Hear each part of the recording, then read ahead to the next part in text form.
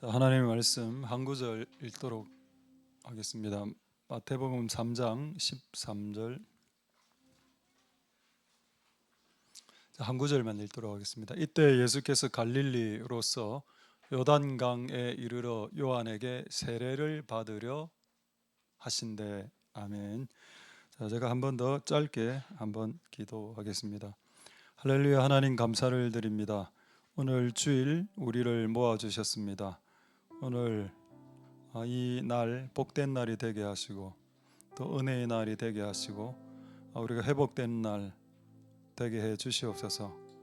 우리의 모든 무거움이 가벼움으로 바뀌는 날, 우리의 모든 스트레스와 눌리는 일들이 즐거움으로 기쁨으로 바뀌는 날이 될 수 있도록 주께서 축복하여 주시옵소서.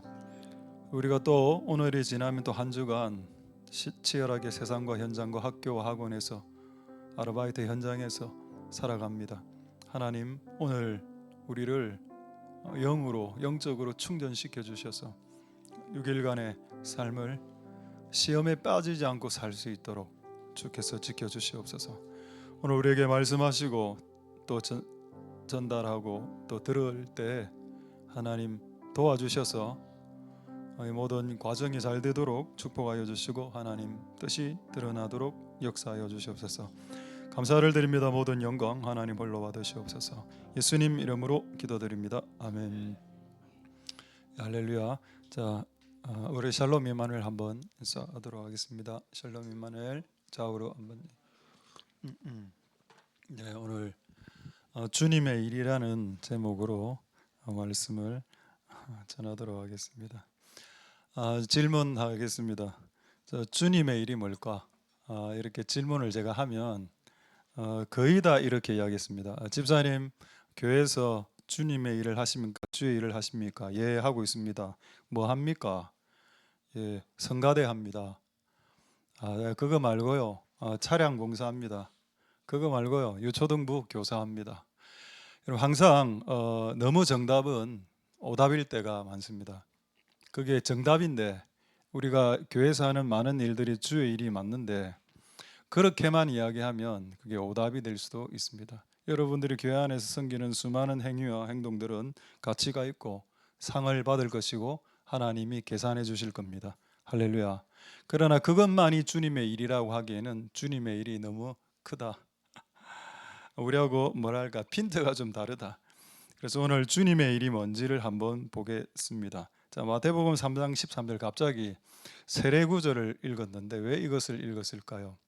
자, 예수님이 여러분 이 땅에서 제일 먼저 한 일이기 때문입니다. 이 일이. 예수님 전도하기 전에 사람을 살리기 전에 갈릴리 가나 혼인잔치 그 기적 아시죠? 그게 예수님이 행하신 1번 기적입니다. 그런데 1번 기적 전에 예수님이 하신 일이 있습니다. 40일 금식하기 전에 하늘이 갈려서 하늘에서 비둘기와 같은 성령이 내리기 전에 예수님이 제일 먼저 한 일이 있는데 그게 세례를 받는 일이었습니다. 이게 이해가 됩니까? 예수님은 세례를 안 받아도 되는 분입니다. 세례는 죄 있는 사람이 받는 거죠. 그래서 예수님이 시작하신 제일 첫 번째 일이 뭔가 하면은 12 제자를 부르는 일이 아니고 세례 받는 일이었습니다. 그리고 그렇다면 이제 힌트를 드리죠. 예수님이 마지막 하신 일이 뭔가요? 십자가에서 달리는 일입니다. 여러분, 예수님이 수백 명의 그 문둥병자를 치유하고 수천 번의 설교를 성공적으로 했을지라도 그가 십자가 지는 것을 거부하거나 거절했다면 예수님의 사역은 꽝인 겁니다. 예수님은 이 땅에서 아무것도 안 한 것과 같습니다. 그러나 예수님이 설교를 좀 못하고 기적을 좀 못 행해도 그가 마지막에 십자가에서 죽는 것을 완벽하게 성공했다면 그의 사역은 완성된 거죠. 할렐루야. 그래서 예수님이 죽을 때 돌아가실 때 뭐라고 말씀하셨나요? 다 이루었다. 영어 그 한글 성경에는 그렇게 돼 있는데 그 표현은 다 했다. 다 했다. 그 예수님이 뭘 다 했단 말입니까? 죽는 것까지 해서 다 했다. 예수님이 제일 먼저 하신 일이 뭐라고요? 세례입니다. 세례가 뭡니까? 죄를 씻는 겁니까? 예. 첫 번째 의미는 죄를 씻는 겁니다. 그런데 두 번째 의미가 있죠. 세례의 두 번째 의미는 물에 죽는 겁니다.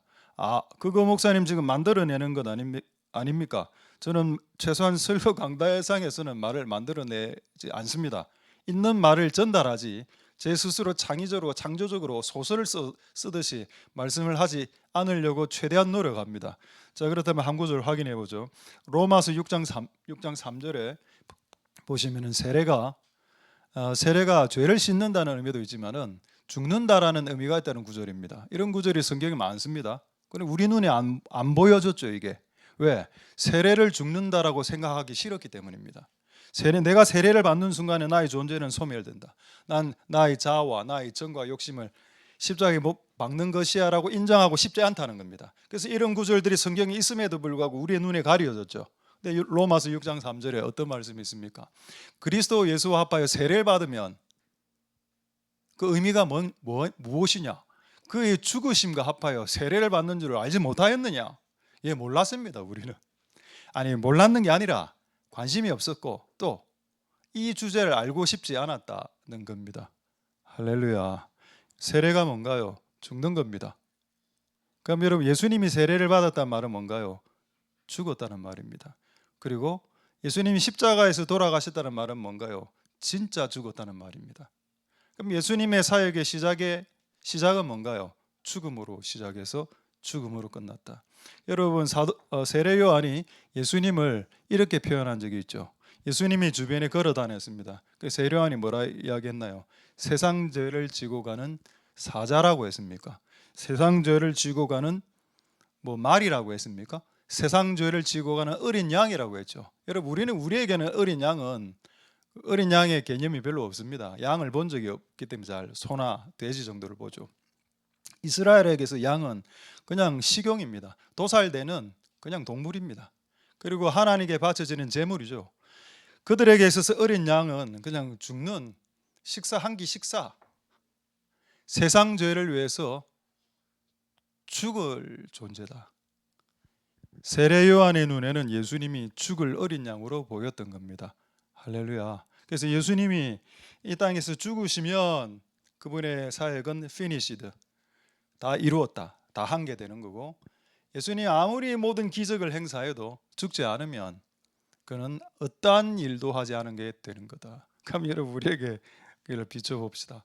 우리가 17년 이후에서 주일을 이런저런 주의 일을 많이 했는데 정말 다양한 일을 정말 너무 많이 했죠. 다양하게.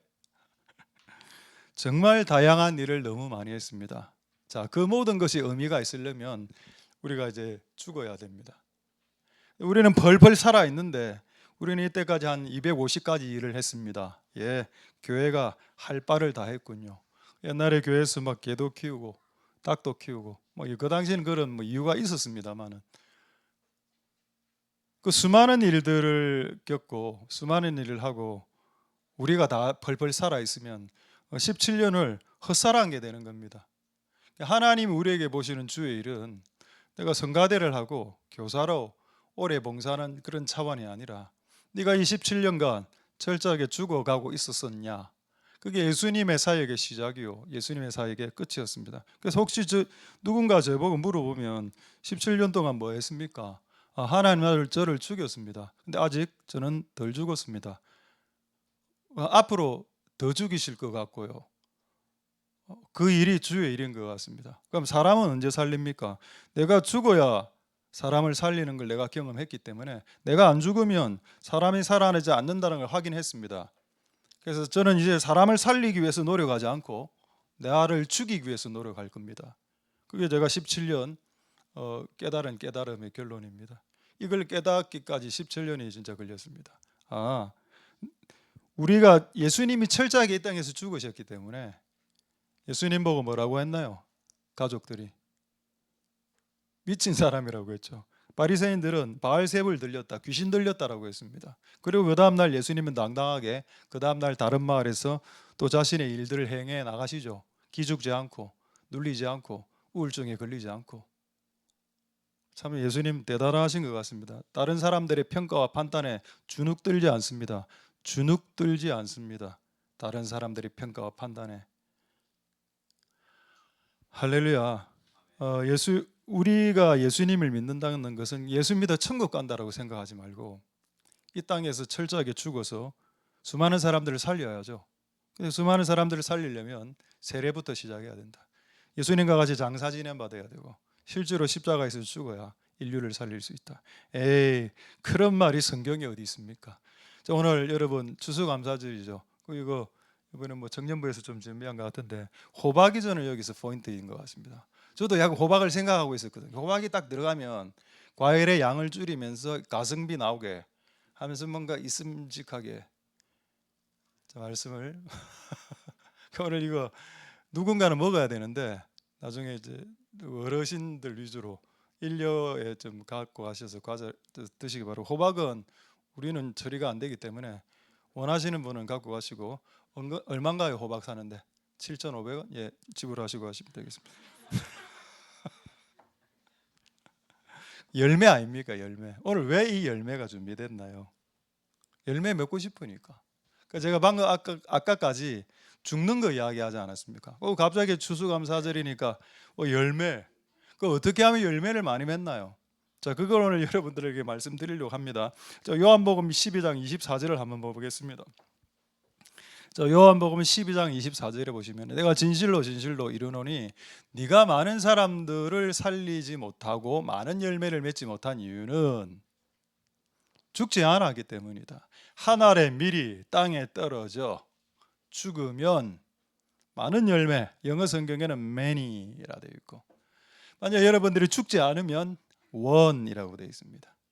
네가 만약에 네 스타일을 끝까지 고수하고 네 계획 플랜, 나의 스케줄, 나의 자아, 나의 습성, 취미 저는 단 하나도 바꿀 용의가 없습니다.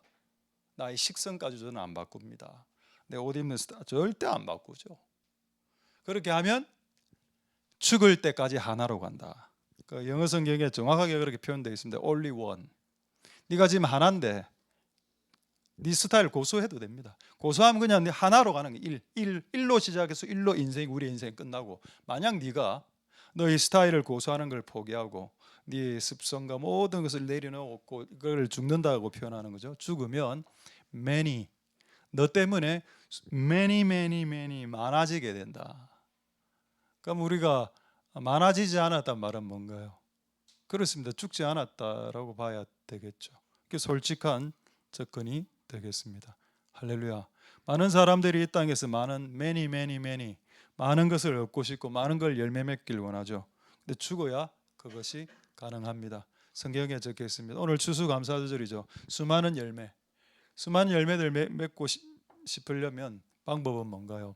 죽으면 많은 열매를 맺는다.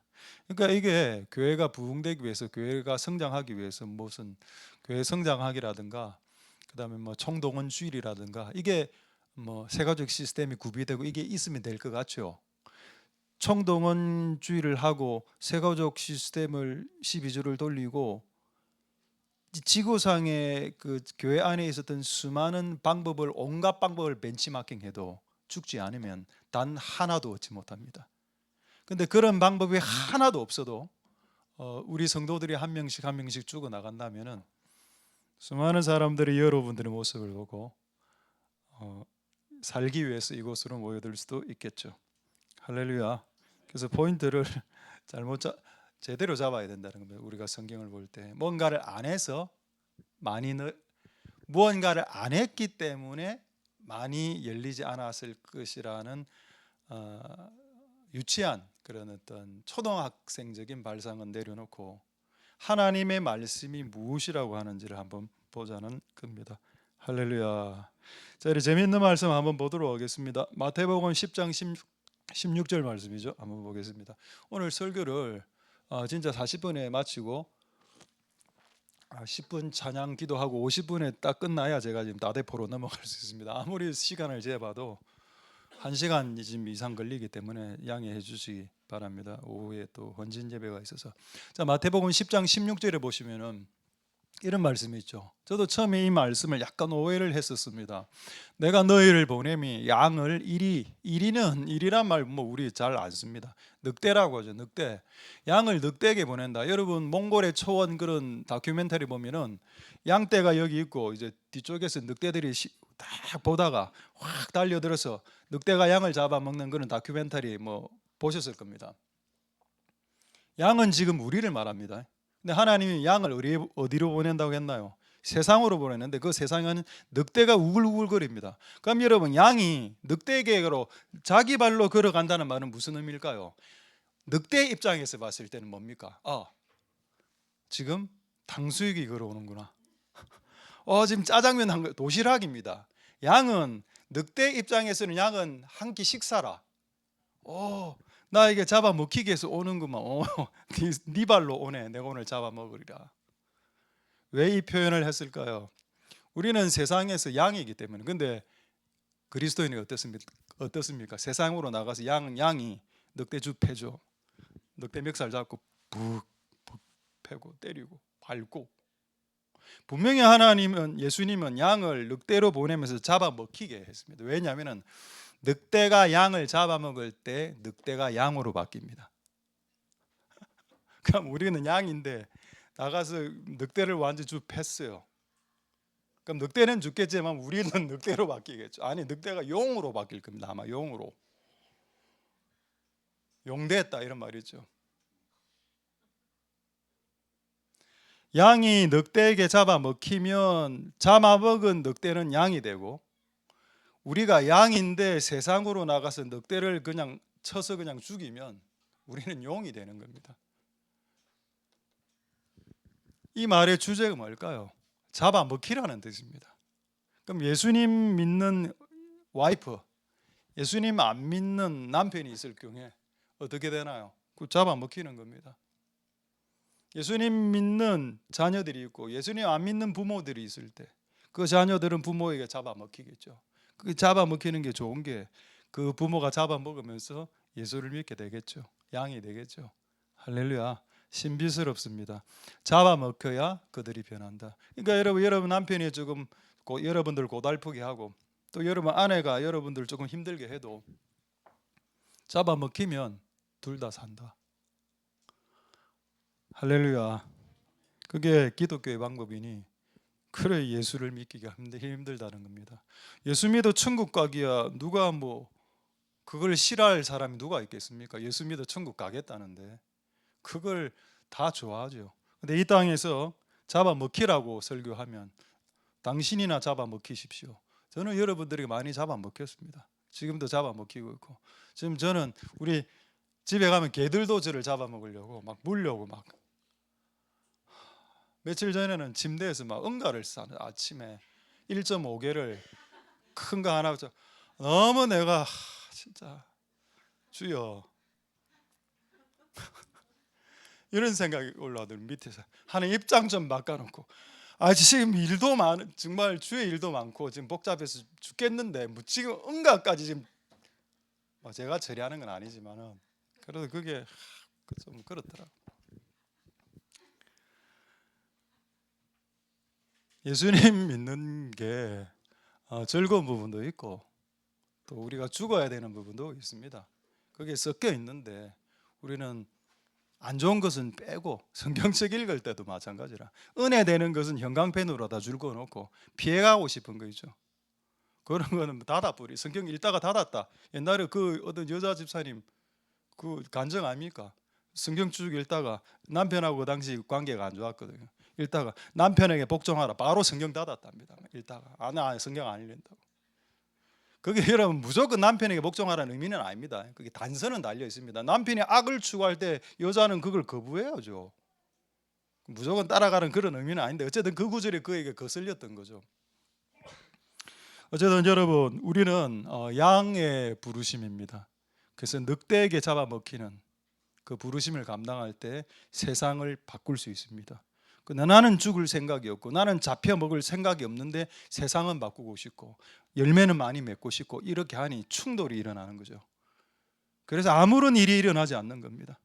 할렐루야. 그래서 여러분 이런 일들이 이제는 일어날 수 있게 되기를 소망드립니다. 제가 아까 양과 용 이야기 했죠. 그럼 염소까지 있으니까 제가 오늘 정리하겠습니다.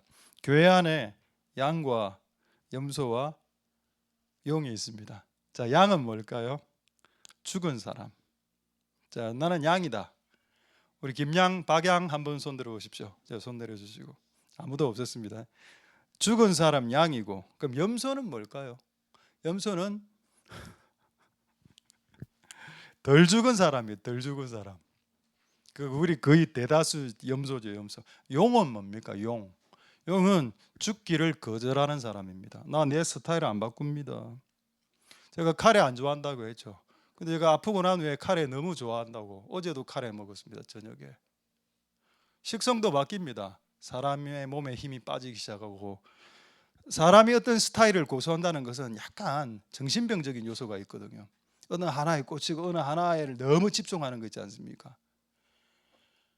그게 여러분 내 몸에 힘이 빠지고 내가 죽어가면 갈수록 이제는 그게 안 먹던 걸 먹게 되고 안 입던 걸 입게 되고 이게 바뀌더라고요. 서서히 점점 그 일을 하나님이 행하셨다. 할렐루야.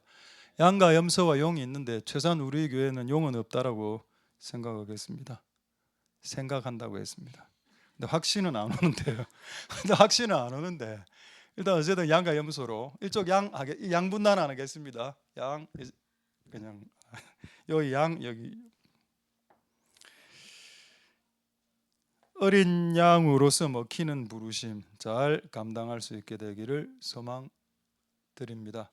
할렐루야. 자, 재미있는 말씀을 하나 보도록 하겠습니다. 요한복음 19장 37절 아침에 묵상하다가 이게 좀 약간 조금 이제 이해가 돼서 오늘 같이 나눌 수 있게 됐는데, 요한복음 19장 30절에 예수님이 죽으시는 마지막 장면이죠. 예수님이 신포도주는 각성제입니다. 여러분 예수님이 포도주 2번 받으셨는데 첫 포도주는 거절하셨죠. 첫 포도주는 마취제였습니다. 마취제로서의 포도주는 안 받죠. 왜? 예수님은 몸의 고통을 다 받아야 되기 때문에 내 몸의 고통을 경감시키는 마취제로서의 포도주는 거절하셨습니다. 그런데 이 신포도주, 신이라는 게 이제 신이 뭡니까? 에이시드죠. 산이죠, 산. 각성제입니다. 우리로 지금 바카스입니다. 예수님 몸에 힘이 다 빠져나가 몸의 고통을 못 느끼게 됐죠. 앞에 바카스가 있는 겁니다. 바카스 한 잔 쫙 때리고 다시 온몸의 DNA가 각성되면서 온몸의 고통을 다시 몸으로 뼈저리가 한번 느끼면서 돌아가셨습니다. 대단하신 분이시죠. 예수님은 자기에게 오는 죽음의 고통과 이 몸으로 오는 모든 고통들을 거절하지 1%도 거절하지 않았습니다. 오히려 그게 죽어 들어갈 때 바카스를 마시면서 각성시키면서 자신의 몸에 자신의 그 고통을 채우신 분이십니다. 할렐루야.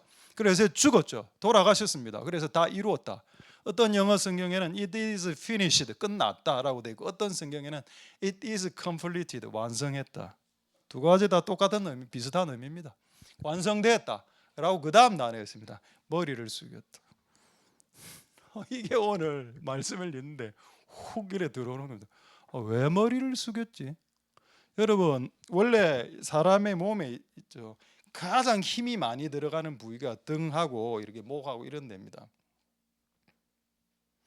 사람의 몸에 힘이 많이 있을 때 허리가 꼿꼿하고 목이 곧다라는 표현이 성경에 있죠.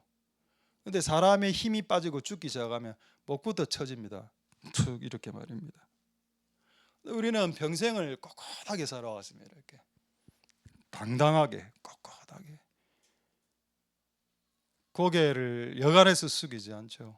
근데 예수님이 시체가 되셨을 때 머리를 숙이는 모습을 굳이 기록을 안 해도 되는 내용이라고 저는 생각합니다. 머리 숙임 이런 단어는 없어도 충분히 예수님의 죽음이 납득이 되는데 왜 굳이 머리를 숙이셨다? 성경을 여러분 알면 성경에 목이 곧다, 목이 곧은 백성, 뭐 이마가 뭐 또 이런 구절 많습니다. 그게 다 이제 교만을 상징하는 건데 사람이 죽으면 허리가 꺾이고 머리가 꺾인단 말은 겸손해졌다는 걸 의미하는 것입니다. 할렐루야.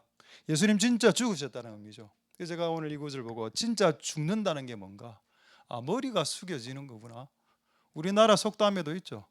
뼈가 겸손하면 머리를 맞습니까? 그 갑자기 속담이 지금 섞이네요. 뼈가 그런 게 있습니다. 하여튼 있고 머리를 숙이셨다. 결국 하나님 우리를 27년간 우리의 머리를 숙이게 사건과 수많은 사람들을 만나서 부딪히게 하고 우리는 항상 꼿꼿한 사람이었는데 이렇게 근데 점점점 겸손해져서 머리를 숙이는 사람으로 바뀌어 나갔는데 아직도 완성은 안 됐다는 겁니다. 조금 더 남아 있다. 점점 더 이렇게 하시게 될 줄 믿습니다. 할렐루야.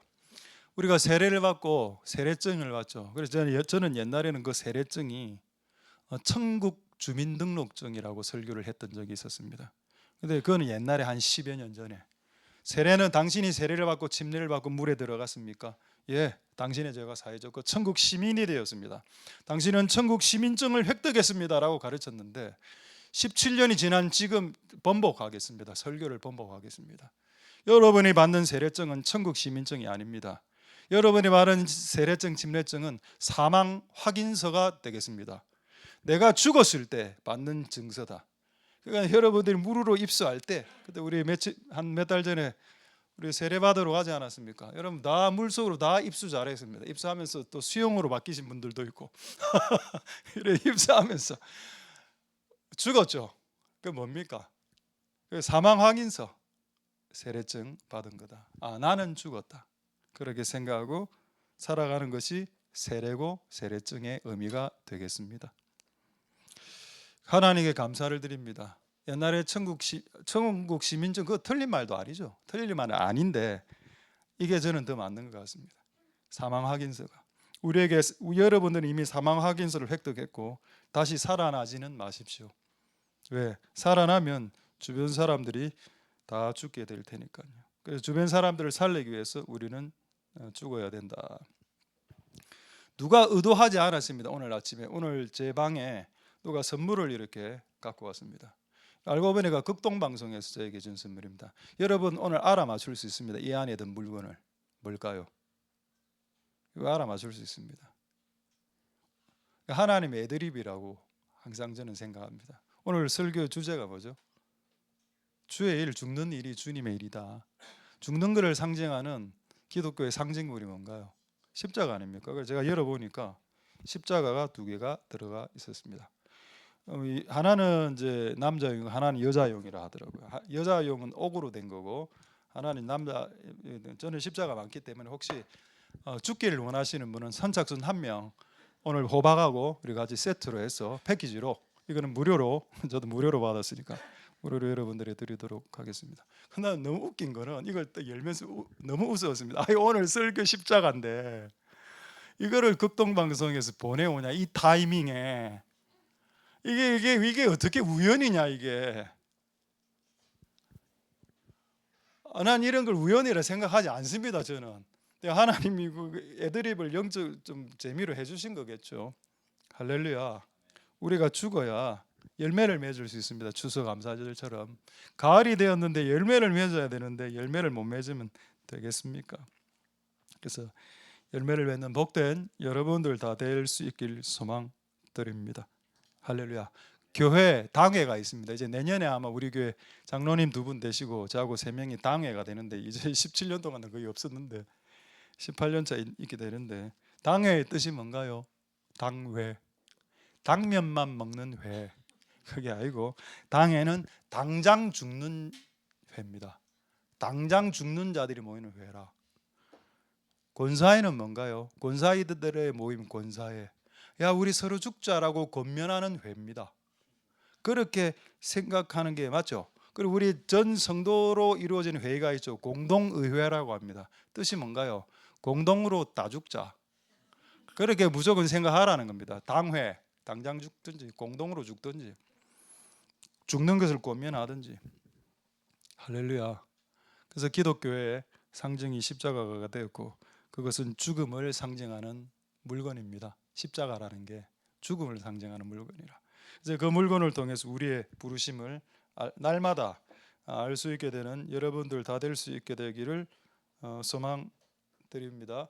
할렐루야. 자, 그렇다면 한 2가지 주제만 말씀하고 말씀 마치도록 하겠습니다. 첫 번째 주제 뭔가 하면 그렇다면 죽는 게 뭐고 안 죽는 게 뭔가? 안 죽는 거, 못 죽는 거. 안 죽은 사람들은 어떤 특징이 나타나는가? 너무 많은 이야기를 할 수 있지만 지금 조금 짧게 이야기하도록 하겠습니다. 싸우면 안 죽은 겁니다. 왠지 아십니까? 싸울 힘이 있다는 뜻이기 때문에. 싸울 힘이 있기 때문에 싸우는 겁니다. 근데 왜 부부가 60일에 넘어가면 부부싸움이 잘 안 되는가 하면은 힘이 진짜 없어지, 힘이. 그러니까 옛날에는 와 이렇게 탁 이래 때려도 맞았지 않습니까? 근데 이래 되는 겁니다. 박수도 제대로 못 맞추죠. 한 60, 70 넘어가면 이게 박수도 이게 딱 이래 맞아야 되는데 막 이렇게 헛치고 이래 합니다. 몸에 힘이 빠지니까 화를 낼 힘이 없어지는 겁니다. 근데 싸운다는 말은 뭐죠? 화를 낸다는 말은 뭡니까? 아직 안 죽었다. 죽지 않았다. 아직 힘이 펄펄 남아 돈다. 두 번째. 결국 이제 그렇게 되면 거친 말이 나오죠. 거친 말이 나온다는 말은 아직 죽지 않은 말투인 것 같습니다. 그건 더 설명 많지 않겠는데, 아담이 한 거친 말이 부부 싸움의 내용이 창세기에 기록되어 있고, 아담이 한 거친 말이 있는데 그 거친 말 하나 소개하겠습니다. 아담이 화가 딱 났습니다. 하나님 앞에서 뭐라고 이야기하는가 하면, 당신이 준 여자 때문에 제가 죄를 지었습니다. 남 탓 시전하죠. 자기가 선악과 거절할 수도 있었을 텐데 자기가 좋아서 먹어놓고, 아니 옆에 있는 이 아내가 먹으라 해서 먹었는데 이 아내 하나님이 주셨잖아요. 하나님 공범입니다. 이 여자를 하나님이 주셨잖아요. 하나님도 잘못했습니다. 아니, 자기가 잘못해놓고 하나님이 잘못했다라고 주장합니다. 그게 인간이죠. 이 인간이 죽지 않았을 때 항상 살아있기 때문에 자기의 죄를 자기가 받으려고 안 하고 남 탓, 아내 탓이고, 이건 아내 탓이고, 이건 하나님 탓이고, 이 하나님 나를 안 도와줘서 이렇게 된 거고, 이건 아내가 나를 안 도와줘서 이렇게 된 겁니다라고 주장하죠. 그게 아직 살아있다는 증거입니다. 죽으면 어떻게 되나요? 내 탓입니다. 내가 더 잘못한 것 같네요라고 이야기하겠죠. 할렐루야. 근데 요즘 제가 아까 화장실에 있으면서 잠시 설교를 듣고 있었는데, 오늘 설교 그 다른 교회 설교였는데 별 내용이 아니었습니다. 그냥 누가복음 18장에 있는 그 낭망하지 말고 기도하라라는 내용을 듣는데 너무 은혜가 되는 겁니다. 근데 뭘 느끼는가? 그분은 그냥 알려지지 않은 진짜 한 80명 되는 교회 목사님 설교 유튜버였거든요. 이게 왜 나에게 지금 은혜가 되지? 옛날에는 큰 교회 목사님들 10,000명, 20,000명 되는 목사님 설교 은혜 되는데 왜 80명 목사의 설교가 은혜가 되지? 내가 죽어가고 있다는 걸 느꼈습니다. 내가 너무 예를 들어서 상황이 힘들고 이래 되면 모든 설교가 다 맛있게 느껴지는 거예요. 마치 내가 배가 고프면 누룽지도 맛있고 짜장면도 맛있고 옆집에서 먹다 남긴 밥도 맛이 있습니다. 내가 지금 너무 배고프니까 모든 설교가 다 은혜가 되는 겁니다. 이게 죽는 거구나. 내가 너무 배고파서 모든 것에 투정이 안 생기더라고. 진짜 맛없는 누룽지야 단무지인데 이게 맛있게 느껴지는 겁니다. 너무 배가 고프니까 영적으로. 이게 죽어가는 것이구나. 할렐루야.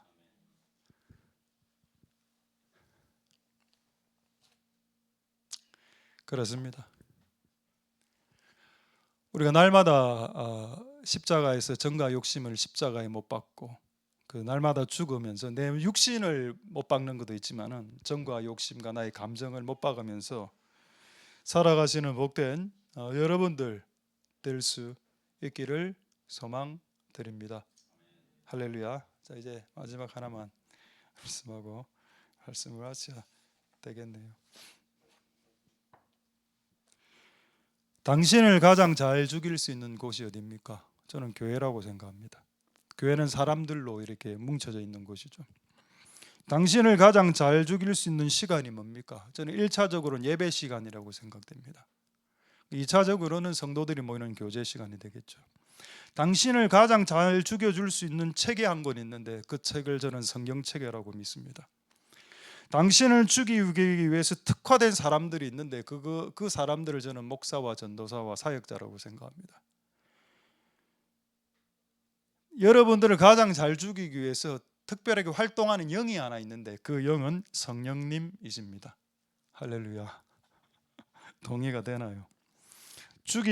나를 죽이는 그 길이는 평생이고 나를 죽이는 방법은 다양합니다. 모든 다양한 사건과 다양한 사람들과의 만남과 자식과 부모와 여러 가지 엉켜있는 인간관계 속에서 우리를 처절하게 죽여나가고 있습니다. 그게 사역입니다. 그게 주님의 일이고 그게 하나님이 하시는 일이고, 그러면 선교는 언제 하고 사람은 언제 살리나요? 그렇게 되면 그냥 자동 주변에 있는 사람들이 다 살아납니다. 할렐루야. 뭔가를 안 해서 주변의 사람들이 안 살아났다라고 제발 오해하지 마십시오. 주변의 사람들이 안 살아난 이유는 뭔가를 안 해서. 그럼 특별한 걸 더 하면 살아납니까? 살아난다고 생각하나요, 여러분? 만약 우리 교회가 더 많은 사람들을 살리기 위해서 수많은 다른 교회에서, 큰 교회에서 하는 행사들을 많이 하면 사람들이 더 많이 살아난다라고 생각하십니까? 저는 그렇게 생각하지 않습니다. 그럼 어떻게 생각하나요? 그렇죠. 죽으면 살아나니까. 나도 죽고 여러분들도 죽고 다 죽자. 이렇게 되면 많은 사람들이 살아날 수 있겠습니다. 할렐루야. 그게 우리가 해야 될 주님의 일이 맞습니다. 자, 이제 마지막으로, 아까 참 우리 기도하시는 분도 너무 저의 영향을 받아서 기도하다가 마지막으로 이런 기도를 하셔서 이게 영향을 미치는구나, 이게 안 좋은 영향도 미친다, 이걸 제가 오늘 다시 한번 더 깨닫게 되었습니다. 마지막으로 그럼 주님의 일이 뭐냐? 자, 이걸 짧게 소개하고 말씀 마치도록 하겠습니다. 자, 출애굽기 23장 12절 한번 볼까요? 출애굽기 23장 12절과 디모데후서 1장 16절 보고 말씀 마치도록 하겠습니다. 출애굽기 24장 12절 한번 보시면은, 네가 6일 동안 열심히 일을 해라. 제 7일에는 하루는 쉬어야지. 자, 쉴 때 소도 쉬고 나귀도 일했으니까 쉬게 해줘. 동물도 동물 인권 이런 거 아닙니다. 동물 동권 이런 거 아닙니다. 어쨌든 그들도 열심히 했으니 쉬게 해주라, 하루는. 그 맨 마지막 구절 보겠습니다. 나그네가 사람이 숨을 돌린다. 그럼 안식일의 의미가 뭐죠? 숨 돌리게 해줘. 숨을 왜 돌려야 됩니까? 여러분, 숨과 쉼은 비슷한 단어죠. 국어적으로 봤을 때 쉼이라는 단어가 숨에서 나왔습니다. 그럼 숨이 쉬어지면 쉼이 됩니다. 우리가 숨을 못 쉬면 못 쉬는 게 되는 겁니다. 그래서 우리가 쉬려면 숨을 쉬어야죠. 그래서 숨을 쉬고 싶어서 산에 등산해서 그 맑은 공기를 들어 마시면서 숨을 쉬면서 산꼭대기에서 난 지금 쉬고 있다라고 생각합니다. 그렇지 않나요? 그럼 여러분, 하나님의 진짜 주의 일과 사역이 뭘까요? 숨을 돌리게 해주는 겁니다. 이거 뭐 그지? 목사님 조금 많이 나가셨네요. 내가 뭘 많이 나갔습니까? 나가지도 않았는데요. 이 성경 구절 기억나십니까? 마태복음 11장 28절 29절 30절. 수고하고 무거운 짐진 자들아, 다 내게로 오라. 내가 너희를 쉬게 하리라. 그게 예수님의 사역의 정의였습니다. 컨셉, 개념. 주의 일이란 개념이 뭐 제자 훈련하고 전도하고 이게 주님의 일이 아니고 사람을 쉬게 해주라. 그게 예수님이 말한 주님의 일입니다. 그럼 교회가 해야 될 일은 뭔가요? 여러분들 돌려서 뭔가를 이래 시키고 이것저것 시키고 뭐 이런 부분도 있겠지만, 그거보다는 여러분들이 우리 교회 와서 숨을 돌리고 쉼을 쉬면 그게 교회가 잘하는 겁니다. 아무리 교회가 바쁘게 행사로 돌아가도 숨을 못 쉬고 쉼을 못 쉬면 그건 꽝이 되는 거죠. 가정을 한번 생각해 봅시다. 이런 가정에서 숨이 쉬어집니까? 숨이 쉬어지겠죠. 이런 가정에서 쉼이 됩니까? 여러분들이 친구들을 만나고 교인들을 만나고 성도들 만나서 세일 모임하고 구역 모임하고 기간 모임하면 숨이 됩니까? 숨이 튑니까? 숨이 돌아갑니까? 근데 그게 돼야 되는 게 원래는 교회입니다. 할렐루야. 그걸 잘하는 것이 주의 일을 잘하는 교회입니다. 숨을 쉬게 해주라. 자, 이제 마지막 구절이죠. 디모데후서 1장 16절 보고 말씀 마치겠습니다. 그럼 숨을 쉰다는 것, 쉬게 해준다는 것을 조금 더 구체적으로 알고 싶습니다. 자, 여기 나와 있습니다. 원컨대 주께서 오너의 시보로의 집에 긍휼을 베풀어 주옵소서. 저가 나를 자주 유쾌하게 해주었습니다. 이건 개그했다는 말 아닙니다. 유머와 개그를 사용해서 사도 바울을 웃겼다, 오네의 시보로 집안이, 그런 차원 아니죠. 이 사람을 만나니까 리프레시가 되더라. 쉼이 오더라. 내가 이 사람을 만났는데 와, 너무 유쾌해지더라. 상쾌해지고 통쾌해지고, 와, 그래서 적었습니다. 그래, 디모데서에 이 집안을, 하나님 이 오시 집안인데 오네시보로 집안에 복 주세요. 왜? 너무 사람을 잘 쉬게 합니다. 유쾌케 하고, 이 사람 복 받아야 돼. 왜? 이런 사람이 복을 받아야 더 많은 사람들을 유쾌하게 하고 더 많은 사람들을 숨을 쉬게 할 테니까. 여러분, 여기 가장 중요한 단어가 뭔지 아십니까? 집이었습니다. 집. 이 오시 집안은, 이 오네시보로 집안 안에는 유쾌함이 있었습니다. 쉼이 있었고 숨이 있었죠. 그 안에 거하는 나그네, 자식들, 친척들, 놀러 오는 친구들까지 쉼을 얻었습니다. 그런 집이었죠. 할렐루야. 이게 숨을 쉬게 하는, 쉬게 해주는 진짜 주님의 일. 근데 이 일을 누가 할 수 있다고요? 죽은 자들이 할 수 있습니다. 내가 살아있으면 이 일은 결론적으로 말씀드리면 못합니다. 할 수도 없고 해서도 안 되고 못합니다. 그냥. 그래서 내가 죽어갈 때 다른 사람들을 유쾌케 할 수 있는 거지, 쉼을 줄 수 있는 거지. 내가 펄펄 살아있는데 그것은 불가능하죠. 어쨌든 이 말씀대로 한 주간 승리하시고 살아가시는 복된 여러분 되실 수 있기를 소망드립니다. 할렐루야.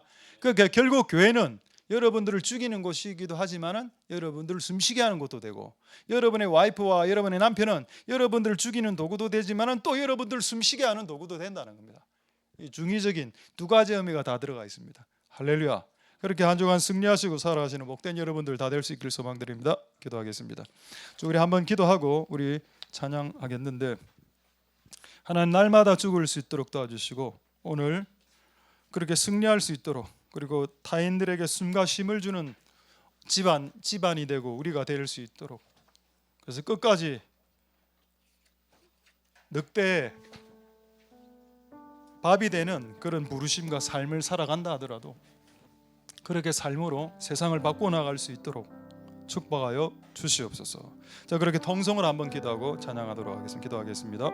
할렐루야. 하나님 감사를 드립니다. 주님 역사하여 주시고 이름 부어 주시기를 소망드립니다.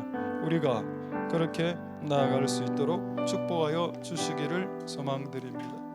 하나님 아버지 도와주시옵소서.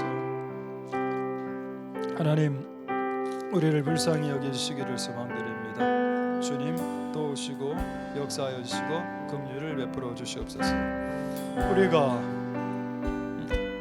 늑대와 이리에 먹혀지는 그 순간에 그들을 변화시키고 세상을 변화시키는 역사가 우리의 삶 가운데 일어날 수 있도록 주께서 역사하여 주시기를 소망드립니다. 하나님 은혜 베풀어 주시고 역사하여 주시고 기름 부어 주시옵소서. 우리 찬양하겠습니다.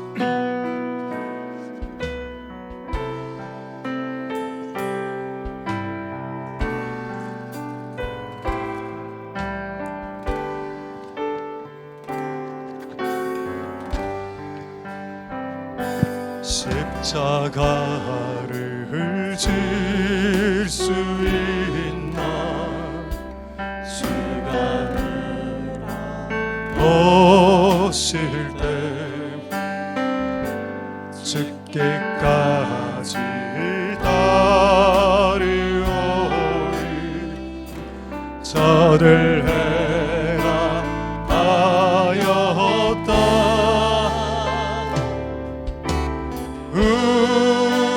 우리의 심령 주의 것이니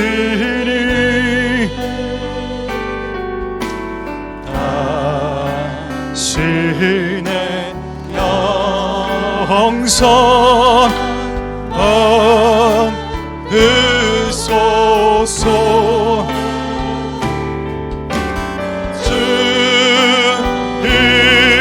또 따라 살아갈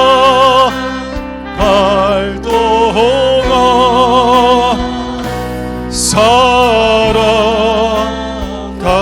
주소. 늘 같이 우리 다시 한번 1절 십자가를 질 수 있나 십자가를 질 수 있나 주가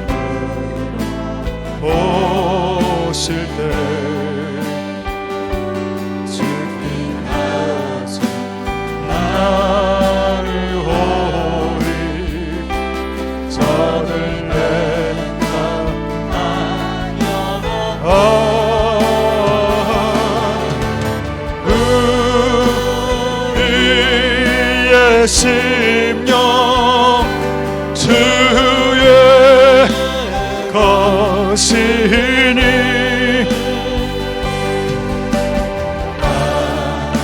신의 영상 만드소서. 주 인도 따라 살아갈 동안 살아가 주소. 늘 우리 모두 예배하는 자들 우리 찍고도록 우리 모두 예배하는 자 되어 온전히 영과 진리로 주를 예배하자. 주가 우리와 함께 영원히 함께 하시고 마르지 않는 샘물로 물을 채우시. 우리 모두 예배하는 자 되어 온전히 영과 진리로 예배하자. 주가 우리와 함께 영원히 함께 하시고 마르지 않는 샘물로 우리 모두 예배하는 자 되어 온전히 영과 진리로 주를 예배하자. 주가 우리와 함께 하시고 마르지 않는 샘물로 우리 함께 올려서 우리 모두 예배하는 자 되어 온전히 영과 진리로 주를 예배하자.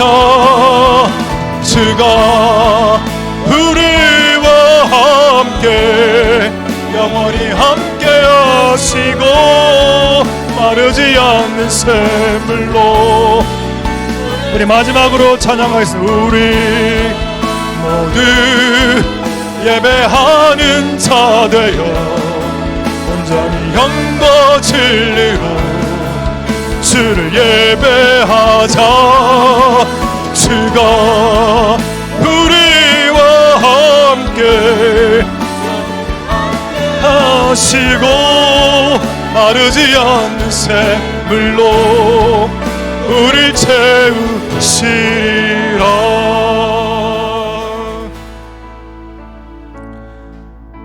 너희가 죽으면 많은 열매를 맺게 될 것이라. 그러나 너희가 너희 계획과 생각과 감정이 펄펄펄 살아있다면 아무도 살아나지 못하게 될 것이다.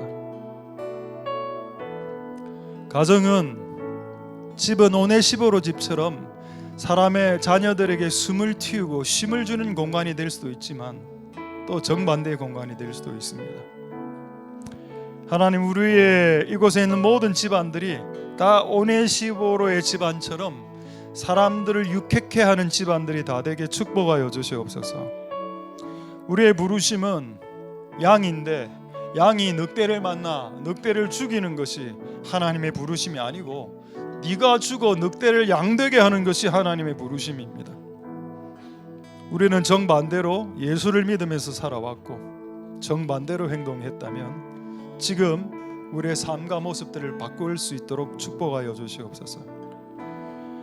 늑대들에게 먹이가 되므로 만약 그 늑대가 양이 될 수 있다면 우리는 우리의 부르심을 다한 것이 될 거고 결국 우리는 순교하게 된 것일 거고 우리는 이 땅에서 그리고 천국에서 보상받게 될 것입니다. 주님의 일은 뭔가를 하는 다양한 형태의 일도 맞지만 또 날마다 십자가 지고 죽는 일도 주님의 일이 더 맞습니다. 그런 주님의 일을 감당하는 우리들 되게 축복하여 주시옵소서. 한 주간 죽을 수 있는 상황에서 잘 죽어 주변의 사람들을 살리고 숨과 쉼을 틔워주는 그런 양 같은 우리의 존재들이 다 되게 축복하여 주시옵소서. 감사를 드립니다. 모든 영광 하나님 홀로 받으시옵소서. 예수님 이름으로 기도드립니다. 아멘. 여호와는 내게 복을 주시고 너를 지키시기를 원하며 여호와는 그 얼굴로 내게 비치사 은혜 베푸시기를 원하며 여호와는 그 얼굴을 내게로 향하여 드사 평강 주시기를 원하노라. 주 예수 그리스도의 은혜와 하나님의 사랑과 성령의 교통하심이 너희 무리와 함께 있을지어다. 아멘.